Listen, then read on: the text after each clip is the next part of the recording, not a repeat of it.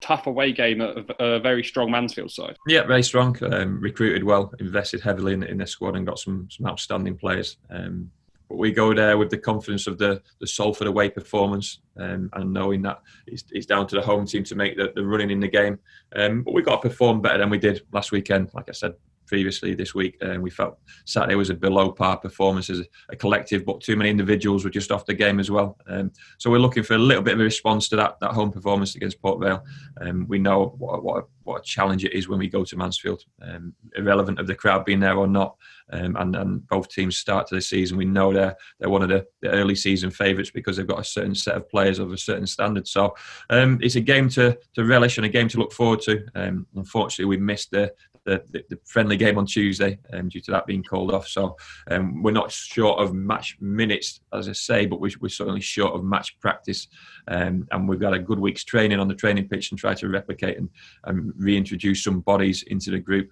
So the squad will certainly be stronger. How much has the Leyton Orient coronavirus positive test had an impact on your training, obviously, because they played Mansfield last weekend? We were waiting on the results from Mansfield this week. I mean, has that had an impact on your preparations at all? No impact on our preparations. Obviously, I presume it affected Mansfield in terms of getting tested again, having to wait for their results. We just carried on as business as usual, really. We saw the news in relation to Leyton Orient, and we knew Mansfield played them last weekend. So there's that time of uncertainty, certainly for Mansfield, must have been worrying for those players, and we hope they've all come through that safely. And the same for that big group of positive tests at Leyton Orient. Our well wishes go out to that club as well. But it just shows that what a dangerous time it is for everyone, let alone footballers, staff and family members as well. And we're trying to provide as safe an environment as possible. But it's been very much business as usual this week. We've trained well, the group have trained well, and we've just tried to remind them of their responsibility as employees to keep themselves as safe as they possibly can, and try and restrict the moments they get put into a potential infectious environment. Unfortunately, there's lots of positions and environments you can't control yourself, individually and collectively. So a little reminder in terms of the group, in terms of their responsibilities, and to follow the regulations as best they possibly can. But we go up to Mansfield with a clean bill of health, and a lot more fit and ready players. Well, that was going to be my next question: is how is the team looking in terms of injuries? But I mean, you said it yourself there, a clean bill of health. Yeah, I mean, on Tuesday it was a shame that game was cancelled because Jake Caprice was due to play his first competitive minutes since Bristol Rovers. He's had a week's training. We've got to assess where he's at in terms of that training, with a view to the weekend. Nicky Law's got through another week's training. Tom Parks, Alex Hartridge is coming back from an injury. So the ones who've missed minutes either throughout pre-season or at the start of the season are becoming available again. Now we need games into those legs and into those bodies to say that they're ready, and I can trust them to put them on and to play 90 minutes of intense football, which is obviously what it's going to be when we go to Mansfield. But we're certainly stronger than we were 2 weeks ago. I'm sure we'll be strong in another week's time. We've got a whole host of fixtures in October coming up, a brutal fixture schedule, and it'll be the same for each team. So that's when your squad will be really tested to the limit. So everyone's due to get game time in the next few weeks. It's how their bodies respond, how they perform, and then each time they do that, it's an opportunity for them. And I think with October being so hectic, it's really important that we do have that ability to mix up the squad, isn't it, and give everyone minutes. Yeah, definitely. And some will be coming back from a certain point where they've not had a pre-season to fall back on.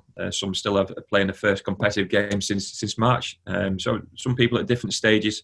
The key thing is when you play, you have to try and perform, and to perform for yourself, but obviously for the team as well. If you perform for the team, then you've got a better chance of gaining the results you want. And that's what we're after this weekend. We're on the back of obviously a home defeat against Port Vale. We go up to Mansfield wanting to win this game and bring the points back home to Exeter. We know how difficult it'll be. We know what a big test it will be, but we've got the confidence from the Salford performance at the start of the season to keep us going. How are you feeling with the news from the government that the 3rd of October, we were hoping to get fans back in some capacity, that's now not going to happen?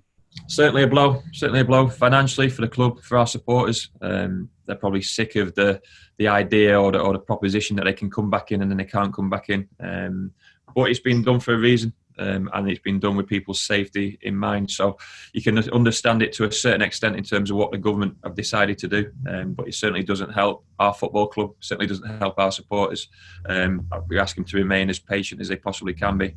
But then there's still that, I say every interview, there's an unknown of when they are coming back. and in terms of the cash flow for the club, that's a big unknown as well. So in terms of budget, it has a knock-on effect. Hopefully we're in a stable position at the moment, and will remain stable for a certain period of time. But there must be a lot of football clubs on the edge, whether they're Premier League, non-league, our league, that they must be close to the edge now. To have no revenue from March onwards is a huge period of time, and they're still playing players and staff. So hopefully clubs survive, but if they're going to survive, they'll need some sort of input or investment from elsewhere. You might say I'm talking nonsense when I say this, but do you think that having no crowd gives the away team an advantage in some sense? I don't know yet. I don't know. I think once we're halfway through the season, if there's still no fans in, we might be able to answer that question. From my point of view, I think there's a less pressurised environment to perform in, which is why it might be the perfect time to play some of our younger players. And some of those younger players have really taken to it well and started performing well. So maybe, but also some players thrive off the crowd, thrive off the interaction. It puts more pressure on the officials and players to perform. So time will tell in relation to that. I honestly don't know if there's less pressure on the away team when you go away from home.